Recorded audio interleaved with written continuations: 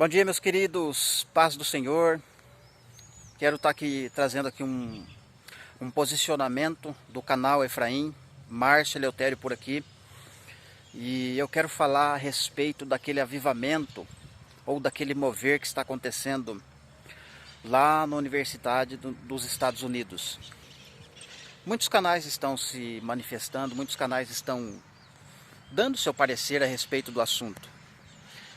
Mas os mesmos canais que estão se manifestando, as mesmas pessoas que estão replicando, compartilhando, e deve fazer isso mesmo, né? As coisas que refletem, né? As coisas de Deus devem ser compartilhadas mesmo, né? Mas não apenas aquilo que compete no sentido de isso faz sentido com o meu pensamento, então eu vou compartilhar, né? Então, em um modo geral, as coisas de Deus devem ser compartilhadas, com certeza. O mundo precisa saber o que Deus está fazendo. Então, deve ser compartilhada. Mas o problema não é o compartilhar, o problema é o entendimento, as coisas que as pessoas estão dizendo. Entende? Coisas, por exemplo, que não conferem com a palavra de Deus, não conferem com as Escrituras. E aí é problemático. Exemplo. Durante as eleições do ano passado, no finalzinho do ano passado para cá, você vê que muitas pessoas se posicionaram de um jeito. E o jeito que elas se posicionaram, quando acabou a eleição, deu ruim, deu errado. Aí elas tiveram que voltar atrás, né, regravar e falar, não, meu posicionamento desde o ano passado é assim. Quando na verdade não foi. Você percebe? Então muitos falsos profetas foram expostos, né? E agora de novo, né? Muitos, abre aspas, né, muitos profetas estão se levantando. Vai vir avivamento para o Brasil. Não, o Brasil vai ser avivado. Olha lá, já começou lá em tal lugar. Então, queridos, presta atenção.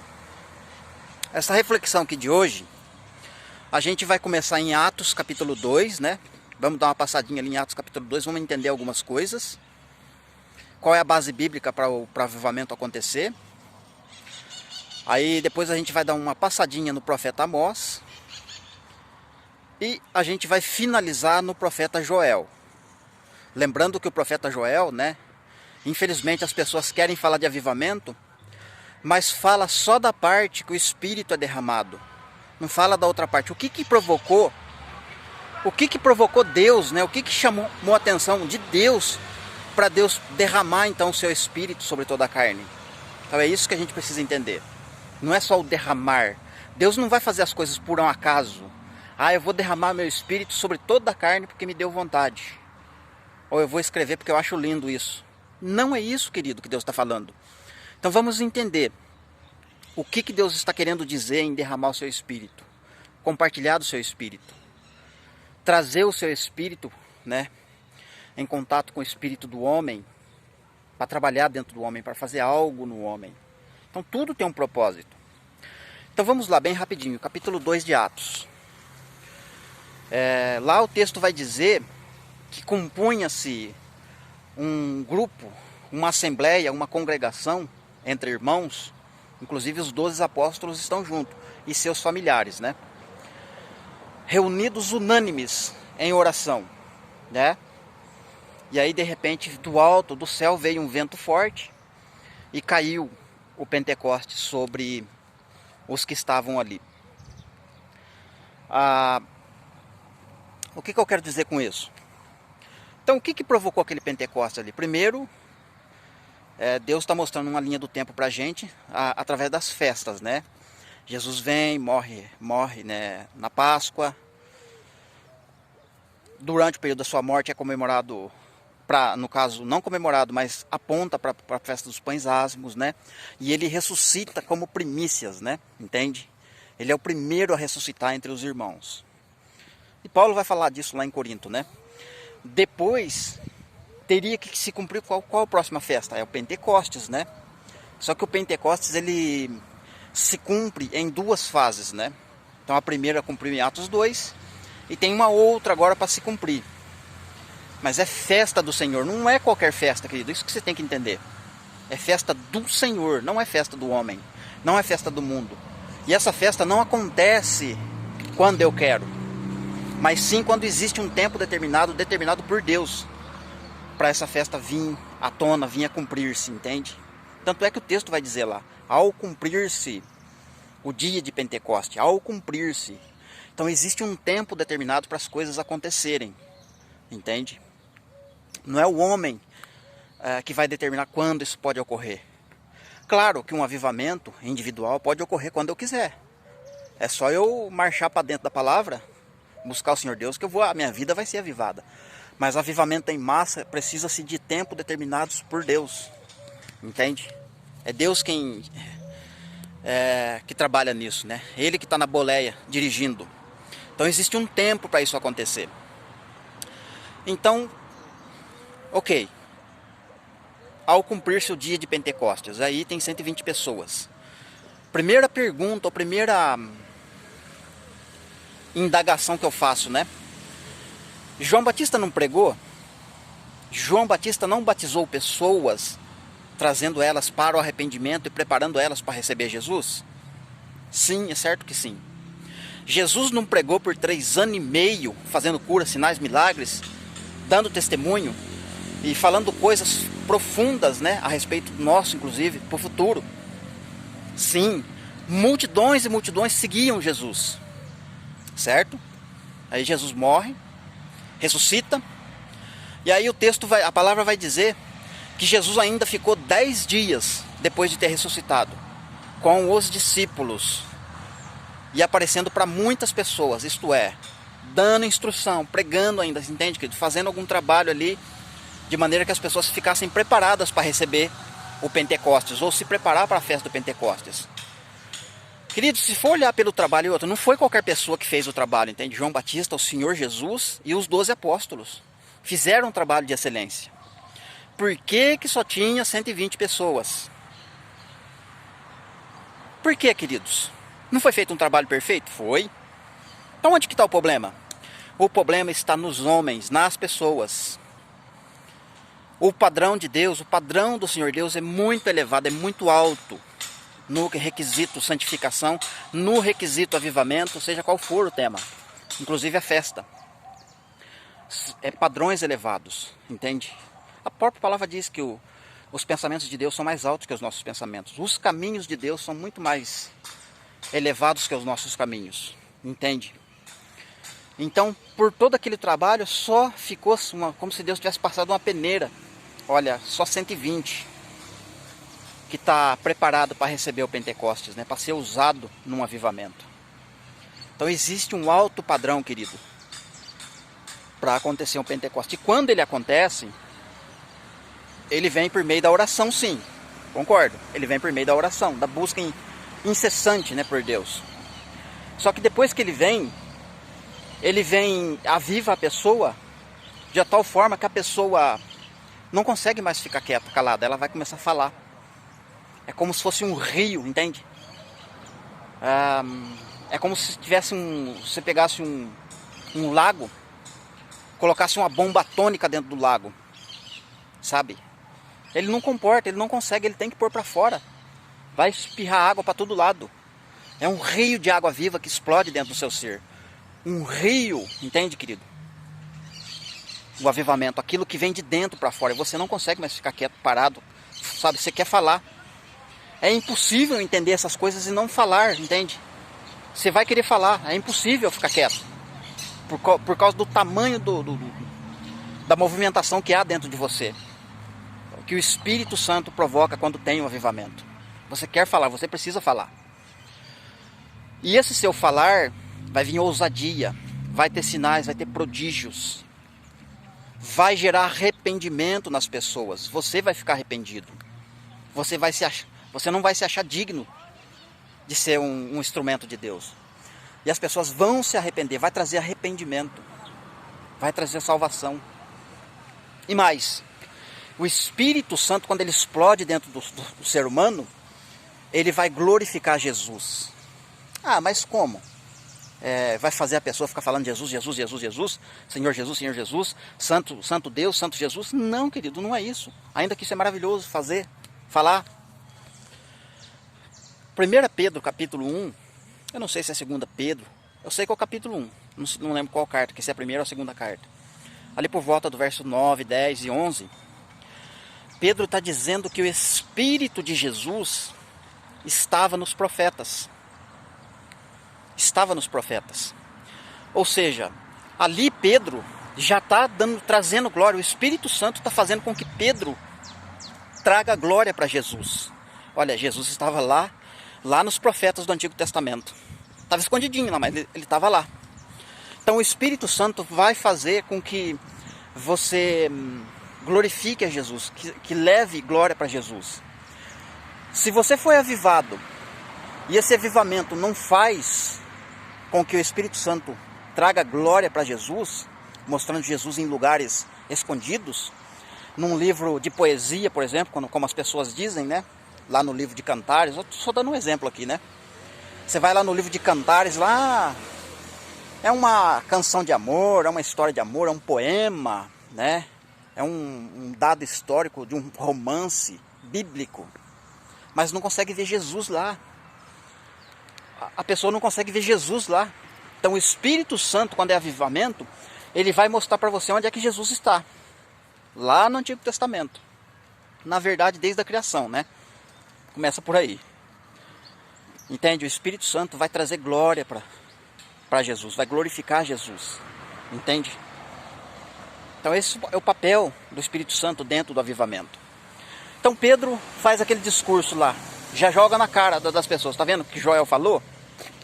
E ele citou Joel, né? Só que ele citou só uma parte de Joel, ele não citou a outra parte porque ainda não estava cumprindo. Porque aquela outra parte é para nós, compete a nós, né? Então a primeira parte ele citou. A primeira fase da festa, né? Tem a segunda fase da festa. Então ele citou a primeira parte. E logo que ele cita, e as pessoas já perguntam, o que a gente deve fazer? Espera aí. João Batista não pregou arrependimento? Sim. Jesus não pregou arrependimento? Sim. Por que essas pessoas ainda estão perguntando? É os mesmos. Por que essas pessoas ainda estão perguntando? O que a gente deve fazer então? Arrependei-vos. Arrependei-vos. Essa é a palavra. Essa é a palavra que vai sair do Espírito. Arrependei-vos. E quem é arrependido vai ficar contrito. Vai ficar pisando em casca de ovo. Vai ser muito cauteloso com relação ao cuidado com o zelo com a palavra. Entende? E depois que acontece esse episódio, né, de arrependimento, gera tudo isso, aí vem a quarta fase, vamos dizer assim, o quarto momento, né, o quarto momento dentro do avivamento. Vai vir a perseguição, porque quando o Espírito Santo, né, está dentro da pessoa, a viva pessoa, né, o ser ou os indivíduos, né, eles vão expor as escrituras. E quando as escrituras é exposta no seu sentido real, as pessoas não vão aceitar, as pessoas não vão querer. Principalmente a liderança que está dentro do sistema religioso. Não vão aceitar de jeito nenhum. Entendeu? Aí vai vir a perseguição. Vai vir a perseguição. Entende? Então isso é avivamento bíblico, né? Segundo Atos capítulo 2. Agora vamos entender um pouquinho o que o profeta Amós está falando. Lembrando que os profetas, todos eles, né? Eles profetizaram para a época da sua época, né? A geração da sua época, que estava em rebeldia com o Senhor Deus. Estavam precisando ser corrigidos e se corrigir diante de Deus, né? E os homens não queriam, de jeito nenhum. E Deus, na sua presciência, na sua onisciência, no seu poder de prever o futuro, ele sabia que o próprio povo dele, no ministério da nova aliança, iriam cometer os mesmos erros. Porque o erro está no homem, entende? Não está na palavra, não está no profeta. Está em nós o erro. Nós cometeríamos os mesmos erros que eles cometeram. Então por isso que a profecia ela é duplo cumprimento, vamos dizer assim, até mais. Até porque a profecia ela é cíclica, né? Ela tem cumprimentos parciais em cada geração, entende? Os nossos pais da geração passada, do século passado, tiveram uma porção do cumprimento da profecia, entende? Nós estamos tendo, e se nós não for a geração que vive do fim, a geração futura também vai ter um cumprimento parcial da profecia, entende? Mas a totalidade vai ser desfecho só lá no milênio. Então os profetas estão falando para a sua época. Aí existe uma linha do tempo dentro da fala deles, né, nos capítulos, né, mostra a primeira e a segunda vinda de Cristo, entende? E depois que Cristo voltar, pegar a igreja, fazer o que tem que ser feito, ainda vai ter um período na terra com Jesus reinando, entende? E eles estão descrevendo esse momento também. Então é só ter esse cuidado, né? Ver o que serve para a época dele, ver o que serve para a nossa época e ver o que serve para o futuro. Tem coisas que não se encaixam ainda para nós hoje. Reino eterno, por exemplo, justiça eterna, essas coisas ainda não estão se cumprindo em nós. É só quando a igreja ressuscitar que vai ter essas coisas eternas, entende? Então o profeta Amós, né, é um profeta maravilhoso, inclusive, queridos. É um profeta que está sendo usado para mostrar a queda de Israel e para mostrar a queda da igreja. Sim, a queda da igreja. A igreja vai cair, vai tropeçar. É uma palavra esquisita, talvez você nunca ouviu, mas é uma verdade. Porque a palavra precisa se cumprir na totalidade. A palavra de Deus não volta vazia sem cumprir os desígnios que foi falado. Né? E o profeta todinho está falando para a descendência de Isaac, para a descendência de José e para a descendência de Israel, que é o mesmo público. E todos, contexto de Monte Sião, a maioria das vezes é Monte Sião. É tempo do fim, não tem como você fugir disso, né? Não tem como você pular, se esquivar da palavra, entende? Ou você aceita, ou você fica pro lado de fora.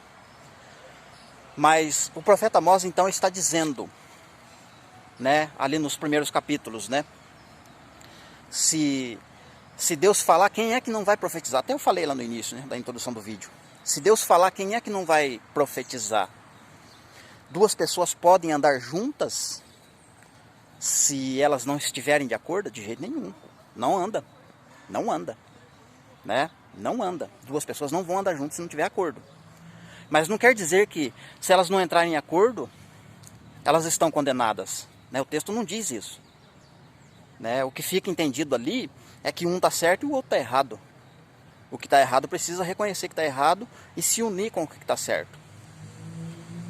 E o que está certo Deus deixou para nós interpretarmos. Ele não deixou, não mostrou com o dedo, ó, aquele ali que está certo. Ele não mostrou. Mas ele disse, ali nas entrelinhas ele está dizendo que tem um que está certo e que tem um que está errado. Ou os dois podem estar numa posição diferente, mas que eles precisam chegar num ponto comum para andar junto. Mas o fato é que se tiver problemas de entendimento, problemas de acordos, né, com relação à palavra, não vão andar junto, de fato, né, com certeza. Mas ele fala também, né, o leão pode rugir sem ter pego alguma presa. Então, segundo as palavras dos profetas, a presa é os próprios homens, entende? É como se Deus estivesse preparando uma armadilha, né? Porque essa armadilha se chama Jesus, inclusive. Isaías fala que quando ele viesse, ele se tornaria pedra de tropeço para as duas casas de Israel, entende? Não porque ele é ruim, porque ele é mau, não, por causa do entendimento das pessoas, por causa da dureza do coração do homem. Por isso que ele se torna uma pedra de tropeço, uma armadilha. Está escrito isso, não é eu que estou falando, está escrito, ele é armadilha. Então essa expressão do leão rugir, ele ruge por quê? Porque ele já está antecipando, ele está falando, entende? Eu já peguei a minha presa, eu já sei o que é meu e o que não é meu. Então eu estou rugindo. Então o rugido do leão vai se repetir em Apocalipse, fazendo a gente se lembrar do profeta Amós, do rugido do leão. Por que Deus está falando de um rugido de leão? Dentro de um cumprimento escatológico, que isso começou não só no profeta Amós, né? E aí depois, acho que a última frase que ele fala nesse enigma, né? Ou enigmas, o Senhor Deus não fará nada, absolutamente nada, sem antes ter revelado aos seus servos os profetas, aquilo que ele pretende fazer. Então tudo que Deus vai fazer, ele revela antes. Então ele não vai pegar ninguém de surpresa com determinadas coisas. Essas coisas que vocês estão vendo, está escrito, foi predito. É claro que Deus não vai deixar ali a data, ó, tal dia vai acontecer isso, tal aquilo. Isso aí não tem, sabe?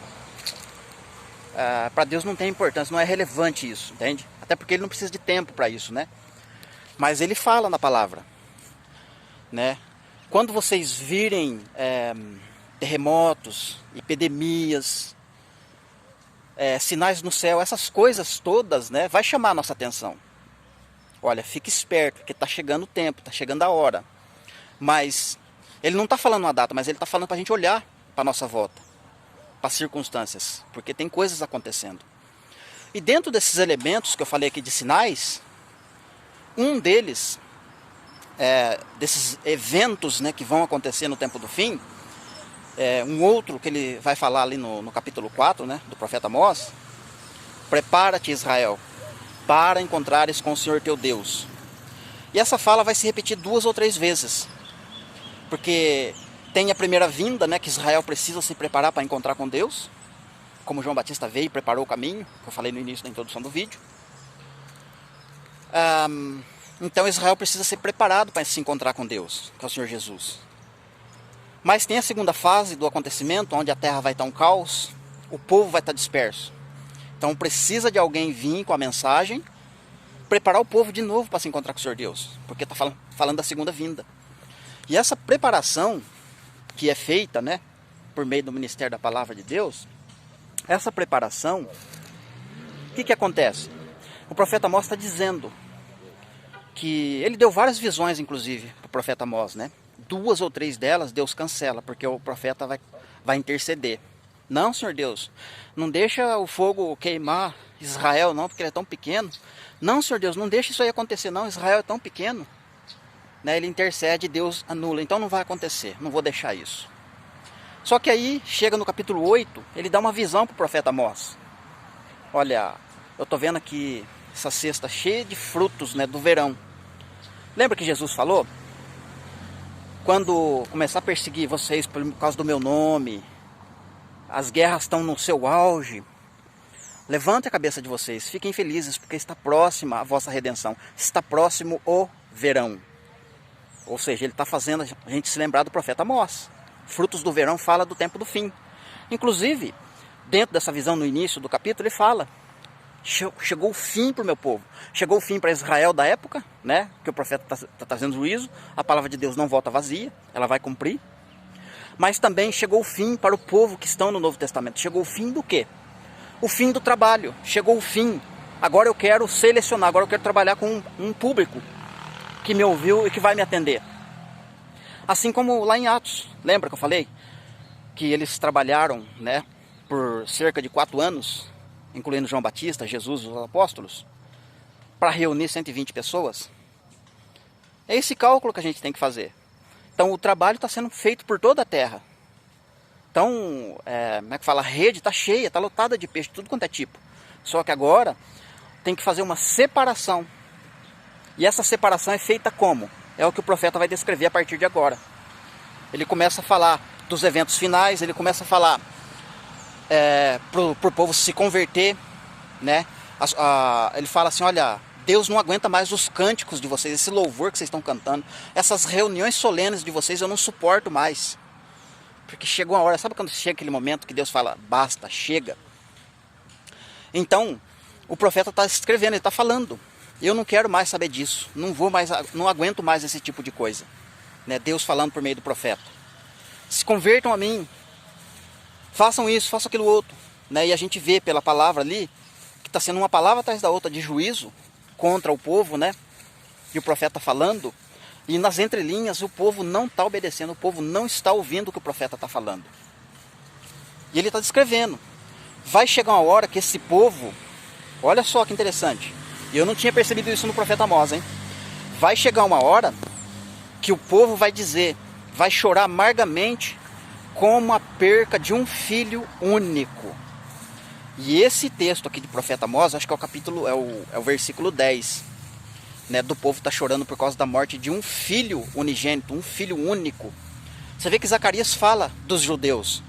Quando chegar a última semana profética de Daniel, eles chorariam amargamente por causa daquele que foi transpassado com a lança, né? Cada família vai chorar à parte, porque perderam, né, a sua oportunidade de estar com o Messias. Isso os judeus, a casa de Judá, mas a casa de Israel também vai passar por esse mesmo procedimento. O profeta está dizendo que eles tiveram tempo para reconhecer o Messias, eles tiveram tempo para andar com o Messias, mas não souberam aproveitar. Pode ler lá para você ver o capítulo 8. não souberam aproveitar. E agora chegou o fim. Deus não deixa mais. Sabe só quando Deus fala que chegou o fim, Ele está dizendo, eu vou fechar a porta da graça, ninguém mais entra. Eu vou trabalhar só com o que eu tenho, o que eu já alcancei. Agora eu vou tirar a rede do mar e vou colocar na praia. Isso significa que não vai ter mais pesca. Significa que acabou a pescaria. E agora eu vou trabalhar só com os peixes que eu já apanhei. Lembra da presa que falou lá no início? O leão vai rugir sem ter apanhado a presa? Ele jogou a rede, pescou, trouxe a rede para fora. Agora ele vai selecionar os peixes. Isso tem um contexto mais refinador ainda para o fim, claro. Mas antes de chegar ao fim, ele ainda dá uma selecionada, porque ele quer trabalhar com o público no Pentecoste, assim como ele trabalhou lá em Atos 2. Então, chegou o fim para o meu povo. Eles vão chorar amargamente. Aí entra o verso, que é o verso chave do profeta todo. Eis que vem dias que eu vou enviar fome e sede na terra, mas não fome de pão e nem sede de água. Porque os homens vão andar de mar a mar procurando a palavra do Senhor e não a encontrarão. Não vão encontrar. Então essa frase de não encontrar a palavra, é óbvio que depois que as duas testemunhas profetizarem por 1260 dias, para entrar na última metade da semana, vai ter um cumprimento ali de... um desfecho, vamos dizer assim, de os homens procurar, porque a igreja, uma parte foi para o deserto, a outra parte, né, tá dentro da cidade morrendo, mas eles não vão encontrar a palavra, porque ali já está mais do que fechado mesmo, lacrada a porta da graça, né, o maná parou de cair, né, eles não vão encontrar também, mas existe cumprimentos parciais da palavra de Deus, como eu falei no início, né, a palavra de Deus não cai em esquecimento, isso Deus permite para ela, a sua própria palavra não cair em descrédito na mão dos homens, né, então tem seus cumprimentos parciais. Então, olha só o que Deus está dizendo. Ele vai enfiar fome e sede nas pessoas. E quando ele envia fome e sede para as pessoas buscar ele, significa que essa fome e essa sede não é para avivamento, mas sim para morte, porque ele está falando que ele vai matar. Porque a sequência do verso vai dizer que os jovens desmaiarão de sede. Ué, como que os jovens vão desmaiar de sede? Se Deus está dizendo que Ele vai enviar fome na terra e sede, não de comida nem de água, mas sim da presença de Deus, da palavra de Deus. E logo em seguida ele diz, e os jovens e as moças formosas, as virgens formosas, desmaiarão de sede. Sabe como você chega num lugar que tem muita água, você está com sede, você bebe água e não mata a sede? Bebe água, dói a barriga e não mata a sede. É isso que iria acontecer. Como você está vendo diante dos seus olhos. Multidões e multidões indo em um certo local, lá na universidade. Mas não vai ficar só lá. Isso vai acontecer no mundo inteiro. As pessoas vão se reunir, buscar a palavra. Deus coloca uma sede, a garganta fica seca. E as pessoas querem buscar.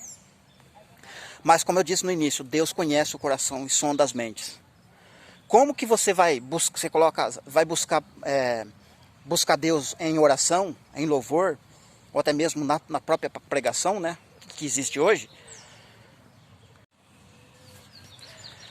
Como que você vai buscar a Deus, né, através do louvor, da adoração, nas próprias pregações deles, né, esquecendo-se de que existe um alto padrão da parte do Senhor Deus.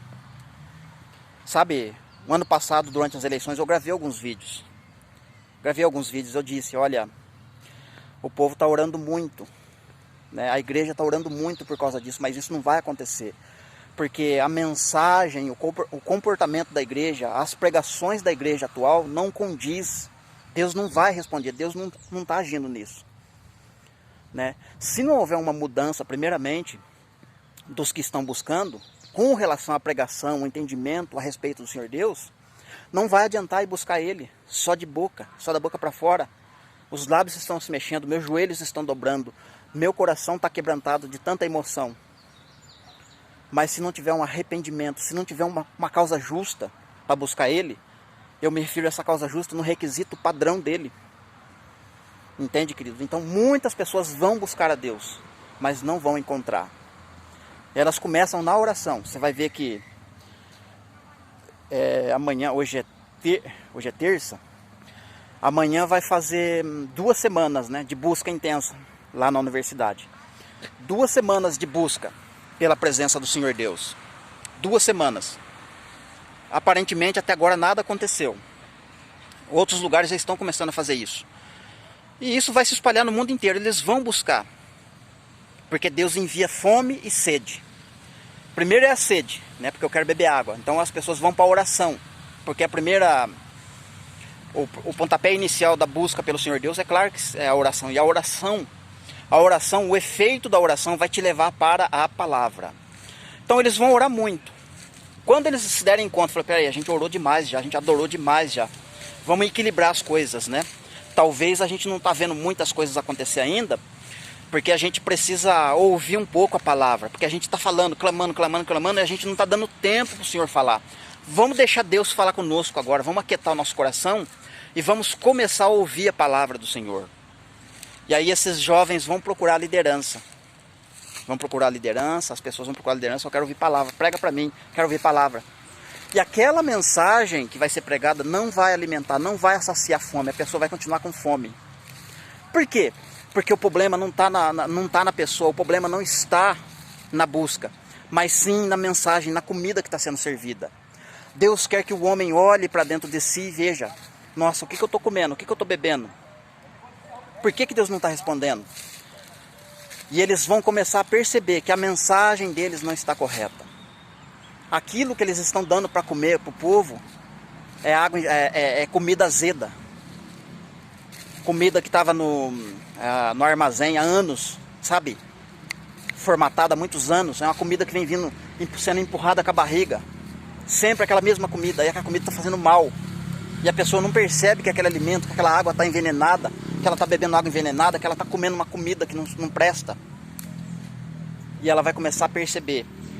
O que precisa ser mudado é a mensagem, é a conduta. Então precisa vir o arrependimento por causa da comida, por causa do que foi falado, do que foi gerido. Outras pessoas, você fez com que elas digerissem isso.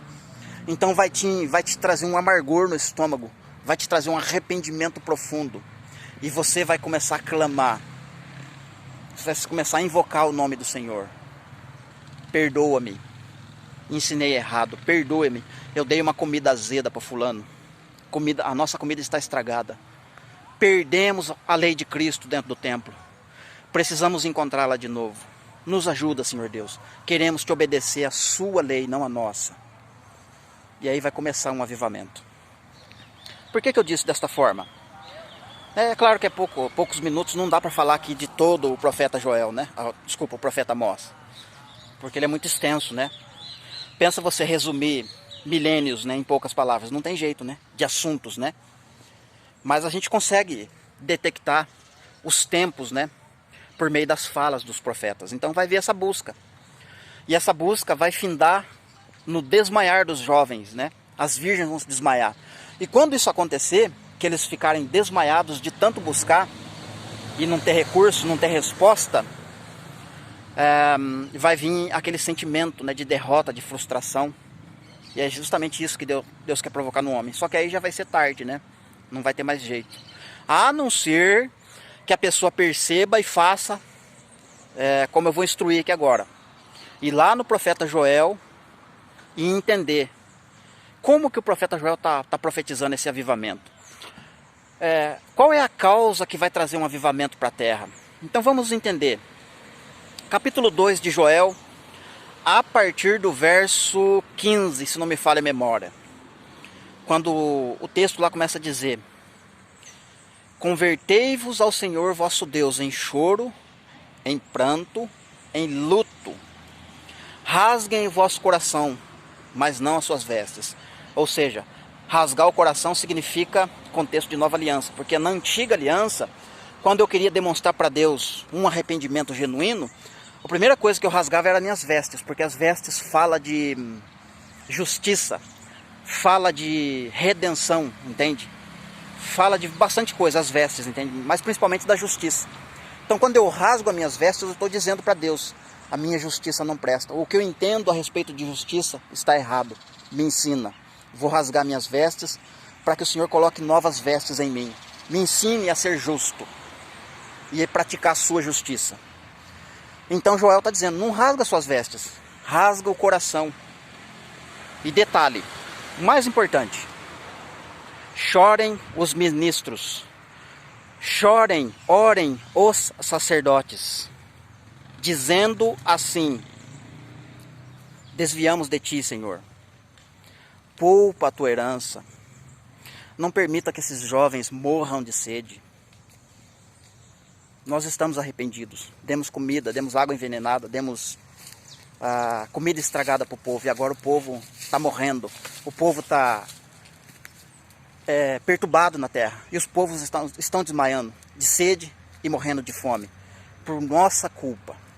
Presta atenção, queridos, o avivamento de Atos 2 começou com os líderes, os 12 apóstolos estavam presentes.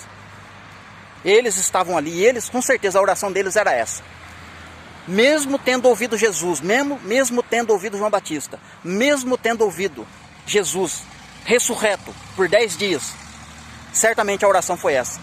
Poupa a tua herança, perdoa o nosso pecado, muda a nossa sorte. Não permita que as nações zombem da tua herança, dizendo, perguntando, onde é que está o seu Deus? Porque é isso que vai acontecer daqui a uns dias, se já não estiver acontecendo.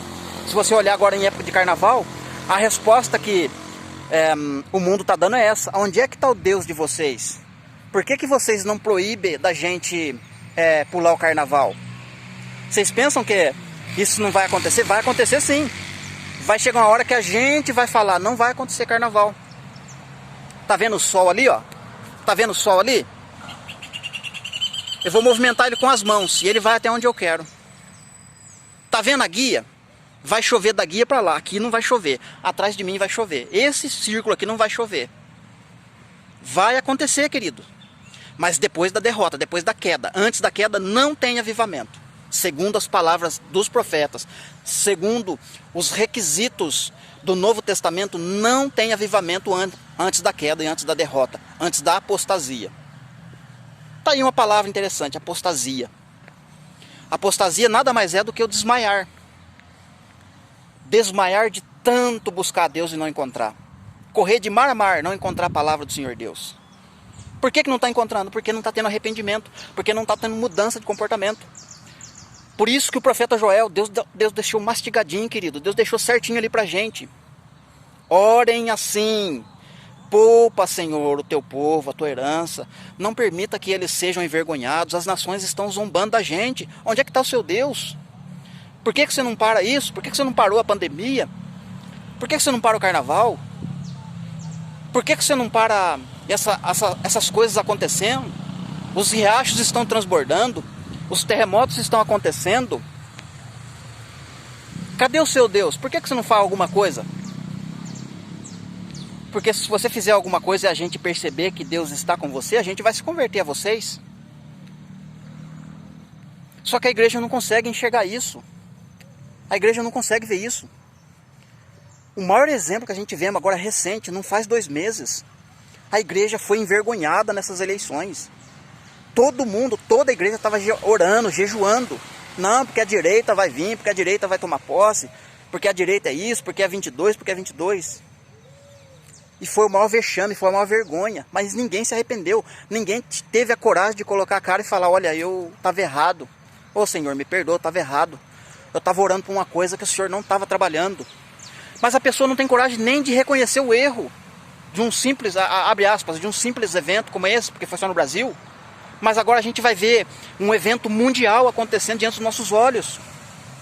O mundo vai ficar de joelho, o mundo vai orar, o mundo gospel, tá? Entenda isso. O mundo gospel vai ficar de joelho, o mundo gospel vai orar, o mundo gospel vai fazer paralisações. Não passe nessa rua porque essa rua que agora vai ficar para a gente fazer oração. Essa loja não vai funcionar mais porque a gente vai fechar ela, porque a gente quer ficar orando aqui. Essa praça que agora vai ser a chamada Praça da Oração. Vocês vão ver o mundo fazer isso. Mas por quê? Porque tem segunda intenção. Não é um arrependimento genuíno. É algo que eles querem fazer por emocionalismo. Não quer fazer de acordo com a palavra. A palavra está falando para arrepender. É para arrepender dos caminhos. Estamos comendo comida envenenada, a comida está estragada. A água está envenenada e a gente quer se voltar para o Senhor, perdoa o nosso pecado. Ou seja, Joel está dizendo que a liderança vai fazer isso. Chorem, ministros, sacerdotes, entre o pórtico e o altar. Pórtico fala da estrutura, pórtico fala da divisão, da extremidade das paredes.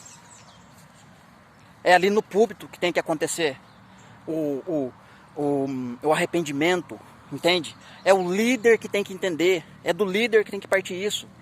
Quando a gente vê um líder como Edir Macedo, Valdomiro, R.S. Soares, Agenor Duque, esses que têm um perfil de milhões de seguidores, estão na nave da igreja, vamos dizer assim, abre aspas, estão na liderança do mundo gospel hoje. Quando um destes homens colocar a cara na mídia, no telefone, sei lá, numa gravação, e dizer: perdemos a lei de Cristo dentro do templo, dentro do nosso sistema, demos água envenenada para o povo, demos comida pré-cozida, comida azeda, comida coalhada, comida embolorada para o povo, e o povo está doente, o povo está desmaiando, o povo está morrendo, e a comida que a gente serviu, não fomos um bom garçom, não nos preocupamos com a preparação do alimento, o alimento que a gente serviu não prestou, Senhor Deus, nos perdoa. Pode ter certeza, a partir dessas palavras, a partir deste reconhecimento de pecado, partindo da liderança, você vai ver um avivamento como nunca acontecer nessa terra. Mas enquanto a liderança não reconhecer o erro, que o caminho está errado, Deus não é irresponsável, querido.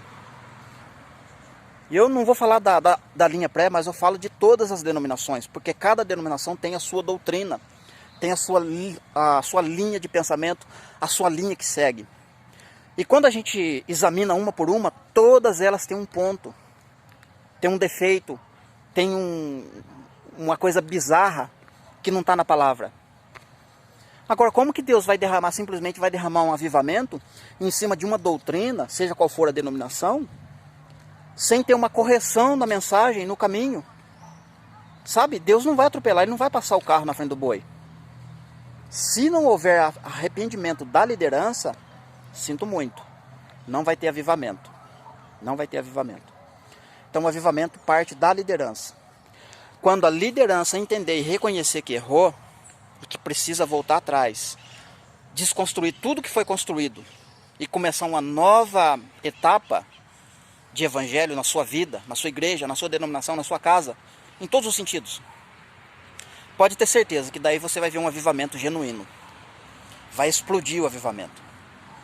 Com, sabe, coisas até difíceis de falar, né? Porque se o próprio Jesus disse: maiores coisas do que estas vocês vão fazer. Então tudo que a gente viu nos evangelhos, todos os eventos miraculosos que a gente percebeu na leitura, ali no livro de Atos, né, é fichinha, perto daquilo que Deus quer fazer com o seu povo. Mas o povo que se arrepender, o povo que fizer parte da eleição destes que vão passar pela peneira, e Ele vai derramar o seu Espírito. Entende? Lembrando que Ele é um ser que pensa. Ele não é um ser irresponsável. Ah, faz 20 dias que está orando, eu vou dar o Espírito para vocês. Nananina, não. Você pode orar uma década. Se não tiver arrependimento no coração, se não tiver mudança de caminho, não vai ter avivamento. Vai ter emocionalismo e vai ter aquele espírito agindo, que eu falei alguns dias atrás, que começou lá no livro dos reis, né? Quem que vai enganar Acabe por mim? Eu vou ser um espírito mentiroso na boca dos profetas de Acabe. E eu vou enganar Acabe assim, então vai. E não pense que aquilo lá foi só para a época de Acabe, não. Aquilo lá é uma sombra de uma realidade maior no futuro. Por isso a gente vê tantos falsos profetas, tantas mentiras no meio do povo de Deus. Tanto escândalo, tanto engano. Percebe, queridos? Então é isso, queridos, que eu queria deixar aqui, essa reflexão. E eu já faz mais de uma semana que eu quero gravar a respeito disso. E eu não pude, não tive mesmo. Hoje eu tive que dar uma escapulida do trabalho ali, forçadamente, para poder gravar, porque não está tendo condição. Eu estou tendo muita limitação no requisito tempo para gravar. E você sabe que atrás da gravação tem uma série de coisas para a gente fazer. Não é simplesmente apertar o botão aqui e sair gravando e falando o que quer e o que pensa. Não é isso. Tem uma enorme meditação, um enorme tempo investido de oração e de cuidado e de zelo com a palavra. Para daqui embaixo, nos comentários, vocês vão ver o tipo de zombaria e o tipo dos comentários que vão surgir, né, agora. Mas mais para frente, quando as coisas se desenvolverem e desenrolarem melhor conforme está escrito, aí pode ser que os comentários mudem. Mas até então vai ser chacota e piada a meu respeito. Vai ser comentários contrários àquilo que eu falei aqui. Porque eu estou contra esse movimento, contra aquilo lá. Agora olha só, eu esqueci de falar um dado importante. O movimento lá começou com os jovens, né? E a liderança simplesmente deixou ali. O espírito está agindo, eu vou dar liberdade, pode agir à vontade.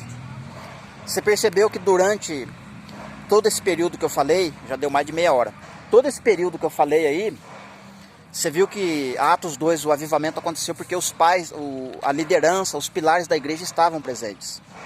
Joel capítulo 2 está profetizando um avivamento futuro, né, que transcende o tempo de Atos 2, que a liderança estaria envolvida. A liderança ia ser os primeiros a rasgar o seu coração e não as vestes. A liderança ia chorar, os ministros iam proclamar um santo jejum, ia reunir a assembleia solene, todo mundo ia. Mas não para buscar avivamento, mas sim para buscar o perdão, para buscar misericórdia, para buscar a face do Senhor Deus, para ele não cumprir à risca o que ele falou. Porque se o povo não orar, se o povo não se arrepender, isso vai acontecer em massa. E está lá escrito, pode ver. Multidão e multidão de cadáveres de gente que desmaiou por causa da sede e por causa da fome. Orou tanto que a garganta secou, ao ponto de não poder mais falar. Tentou ouvir de todas as formas. E está aí um detalhe importante.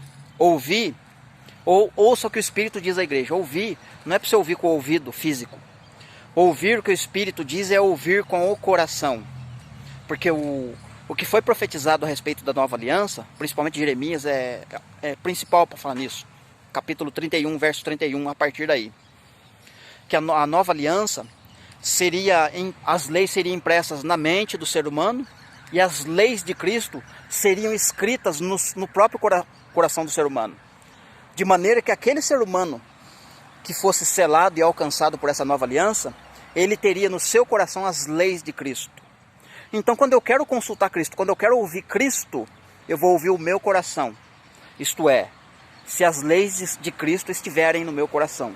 E para as leis de Cristo estiver no meu coração, eu preciso de todo o contexto da palavra.